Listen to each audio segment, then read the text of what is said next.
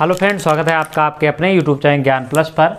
UPSI 2021 से result से संबंधित कुछ महत्वपूर्ण अपडेट लेकर आए हैं और आपके सभी सवालों का जवाब हम इस वीडियो में कवर करेंगे। आप यहाँ पे सवालों की झड़ी लगी हुई है, आप देख सकते हैं कमेंट में जो सवाल हमसे पूछे गए हैं सभी के। पहला सवाल रिजल्ट कब तक, दूसरा फिजिकल कब से, तीसरा मेडिकल कब से, चौथा ट्रेनिंग कब से, ट्रेनिंग कितने माह की होगी, ट्रेनिंग में कितना वेतन मिलेगा, ट्रेनिंग कितने घंटे की होगी, ट्रेनिंग में छुट्टी मिलेगी, अंतिम कट ऑफ क्या होगी, फिजिकल के लिए कितने अभ्यर्थी बुलाए जाएंगे, कट ऑफ क्या होगी। इन सारे सवालों के जवाब हम आपको इसी वीडियो में निपटाएंगे। चलिए तो शुरू करते हैं फिर कहानी हम आपके लिए पूरी। सबसे पहले आपको पता है कि 9534 पदों के लिए एसआई की परीक्षा 12 नवंबर से 2 दिसंबर तक संपन्न हुई। ठीक है, ये दो चीज़ें हैं।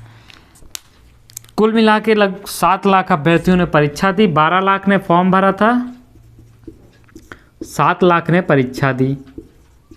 ठीक है, 9534 पदों के लिए आप फिजिकल में कितने लड़के पास किए जाएंगे, सबसे बड़ा सवाल ये है।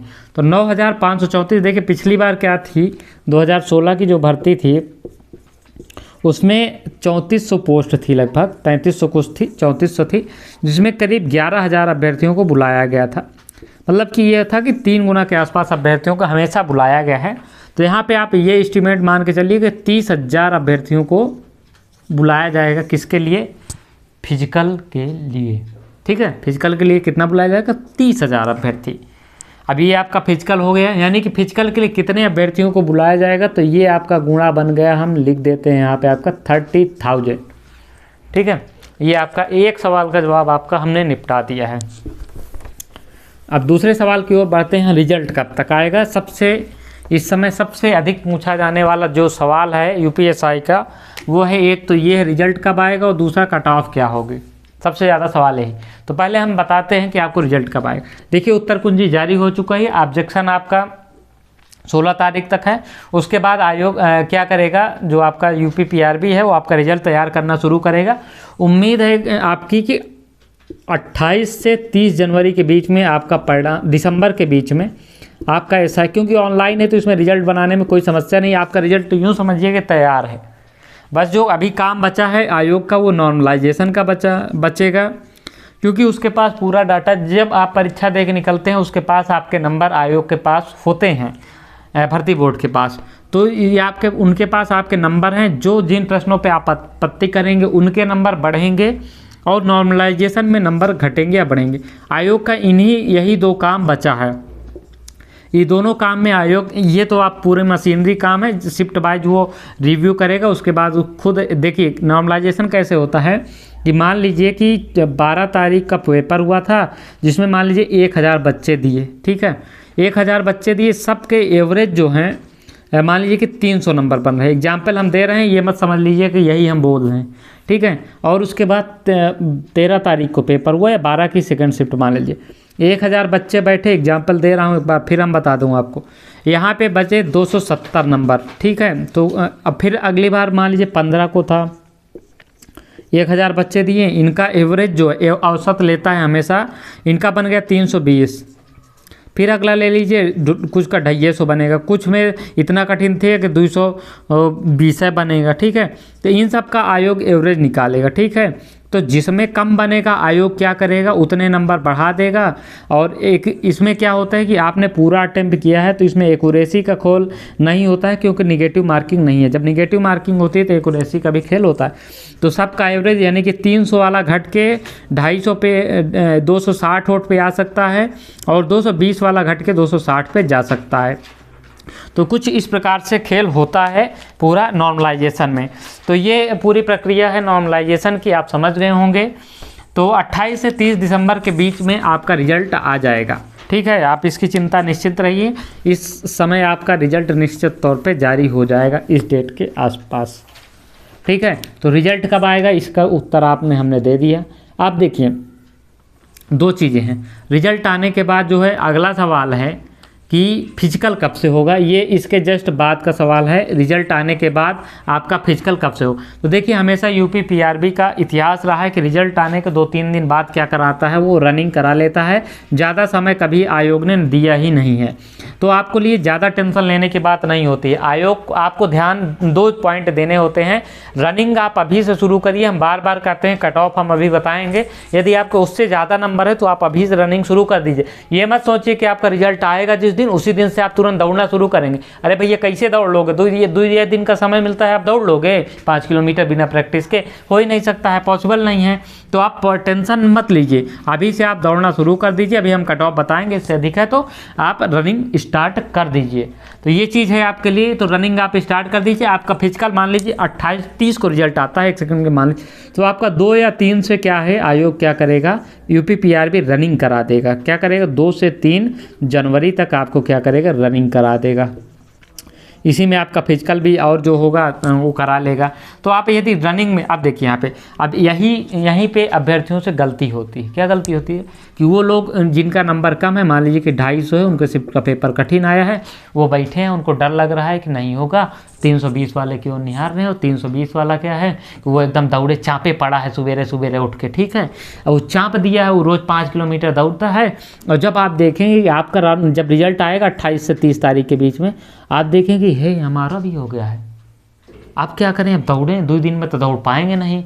तो फिर क्या हुआ, यहीं से आपका खेल जो है ख़त्म, फिनिश, बाहर। इस चीज़ को आप समझिए। इसीलिए मैं बार बार कहता हूं कि दौड़ना मत रखिए। आप नहीं होगा तो आपका जो दौड़ेंगे वो कोई छीन नहीं लेगा। आपका स्टेमिना मजबूत रहेगा, आपका शरीर स्वस्थ रहेगा। ये नहीं कि कोई आपसे, आपका नुकसान हो जाएगा, आपसे कोई 1 लाख रुपए छीन ले रहा है, ऐसा कुछ होगा नहीं। तो आप दौड़ते रहिए निश्चित तौर पर, ये कहेंगे। ये चीज़ है आपका। तो ये 2-3 चीज़ें हो गई। मेडिकल कब से होगा, तो देखिए जब अब आपका क्या होगा कि मेडिकल आपका फाइनल होता है। जब आपका फिजिकल हो जाएगा तो आपका अंतिम परिणाम आ जाएगा, लास्ट रिजल्ट जो है आपका आ जाएगा आयोग की तरफ से, ठीक है। यूपी पीआरबी की तरफ से आपका लास्ट रिजल्ट आ जाएगा। उसके बाद क्या होगा कि बाद में फिर आयोग क्या कराता है कि जनवरी में आपका फिजिकल हो जाएगा, उसका रिजल्ट भी आ जाएगा। मेडिकल आपका, मेडिकल 2-3 दिन में हो जाता है, क्योंकि अलग अलग जगह होता है, तो 2-3 दिन में मेडिकल आराम से हो जाता है। तो यहाँ पे फाइनल कट ऑफ के बाद अब यहाँ पे मेडिकल के लिए जितने अभ्यर्थी हैं, मान लीजिए कि 9,534 पद हैं, तो इतने ही अभ्यर्थी या थोड़ा सा ज़्यादा मेडिकल के लिए जाएंगे, इसमें ज़्यादा नहीं जाएंगे। तो जिनको बाहर होना है वो रनिंग में ही 30,000 अगर होता है तो ये 250 वाले रनिंग नहीं करेंगे, हमको पता है, कितना भी कह दो ये रनिंग नहीं करेंगे। तो ये क्या हो जाएंगे कि इसमें 10,000 तो फिजिकल में बाहर हो जाएंगे, 20,000 के लिए अंतिम कट ऑफ बनेगी, ठीक है। ये पूरी कहानी जाएगी। ऐसे ही मेडिकल कब से होगा, मेडिकल आपका रनिंग आदि आपकी जनवरी में हो जाएगी। फेब में आपका क्या है, जनवरी लास्ट या फेब में मेडिकल होके आप डायरेक्ट क्या हो जाएंगे, आपके मेडिकल हो जाएंगे। उसके बाद जैसे ही आपका मेडिकल हुआ आपको नोटिस जारी हो जाएगा उसके बाद कि आपकी ट्रेनिंग फला डेट से फला जगह पे शुरू होगी। सीतापुर में ट्रेनिंग होती है, मेरठ में होती है, लखनऊ में होती है, इसी तरह गोरखपुर में होती है, कई जगह पे ट्रेनिंग होती है। तो वहाँ पे आपको ट्रेनिंग का मौका मिलेगा। ट्रेनिंग आपकी शुरू हो जाएगी। उम्मीद है कि अगर सब कुछ फरवरी में हो गया तो ट्रेनिंग आपकी तुरंत बाद शुरू हो जाएगी। अगर सब कुछ नहीं होता है तो फिर इलेक्शन के बाद ही होगा, लेकिन पूरी उम्मीद है कि जिस हिसाब से ये काम हो रहा है हो जाएगा। ट्रेनिंग कब से होगी इसका सवाल मिल गया कि अगर आपका फेब में मेडिकल हो गया तो फेब से ही आपकी ट्रेनिंग भी शुरू हो जाएगी। ट्रेनिंग कितने माह की, ट्रेनिंग तो आपको पूरे 12 माह करनी पड़ेगी। इसमें कोई आपको रियायत नहीं दी जाएगी, आपको ट्रेनिंग करना ही करना पड़ेगा। पूरे 1 साल तक आपको वहाँ पे जूझना पड़ेगा। देखिए अभी क्या है, अभी आपका रूटीन है, अभी आप तैयारी करते हैं, बड़ा मज़ा आता है। इसको अभी हम अगले पॉइंट पे लेंगे, थोड़ा सा इस पॉइंट पे हम इसको कवर करेंगे सारी कहानी ट्रेनिंग की, क्योंकि मेरे फ्रेंड्स हैं उन्होंने ट्रेनिंग दी है तो उसको हम बताएंगे पूरी कहानी। फिलहाल ट्रेनिंग में कितना वेतन मिलेगा। अभी तक क्या होता था, जो कांस्टेबल को है वो पूरा वेतन मिलता है, जो उसको नॉर्मल वेतन है उसमें डीए एचआरए नहीं मिलता है, एचआरए क्योंकि वहाँ पे रह के आप ट्रेनिंग करते हैं, ये सब नहीं मिलता है। खाना भी वहाँ मिलता है, तो इसलिए आपको ना कि सैलरी आपको पूरी मिलेगी। कांस्टेबल को पूरी मिलती है। आपको क्या था, जो 2016 की ट्रेनिंग हुई थी 2019 से 20 तक में, 2016 की अभी भी कोर्ट में मैटर है, इस चीज़ को आप ध्यान रखें। इनकी ट्रेनिंग हुई थी जून 2019 से जून 20 तक इनकी ट्रेनिंग हुई थी। इनको पैसा कितना मिलता था? आप कहेंगे कि पूरा वही 45,000 मिलता होगा, नहीं, 3500।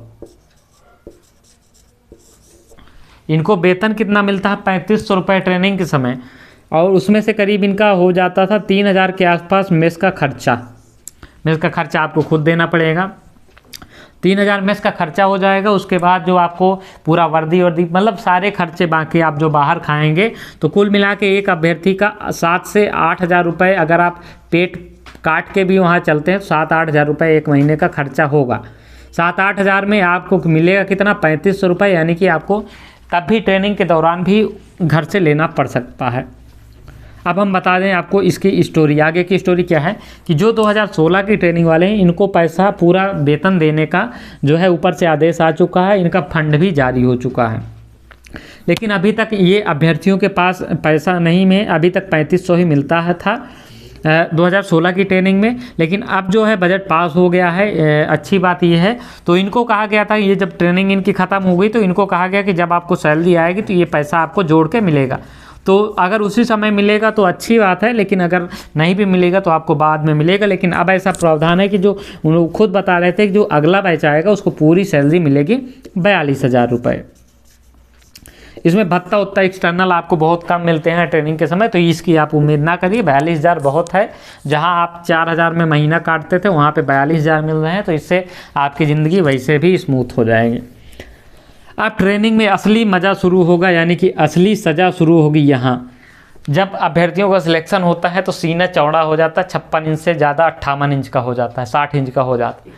लेकिन जब आप ट्रेनिंग करेंगे तब आपको समझ में आएगा। आप अभी तक जब घर पे या रूम लेके रहते थे बाहर, तो मज़ा जब मन किया सो के उठ गए, जब मन किया सो गए, जब मन किया खा लिए, जब मन किया चद्दर ओढ़ के सो गए।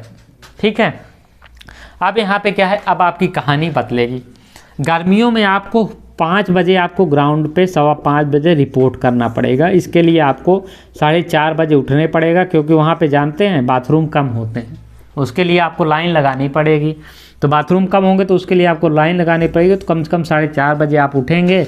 अगर फ्रेश व्रेश होंगे उसके बाद 5:15 पे, अगर नहाते हैं तो, नहीं नहाते हैं तो भी 5:15 पे आपको वहाँ पे रिपोर्ट करना रहता है। ये गर्मियों की कहानी है। ठंडी में ये टाइम हो जाता है 6:30 बजे, क्योंकि अंधेला ही होता है तो ठंडी में, लेकिन ठंडी में और हिम्मत नहीं पड़ती है।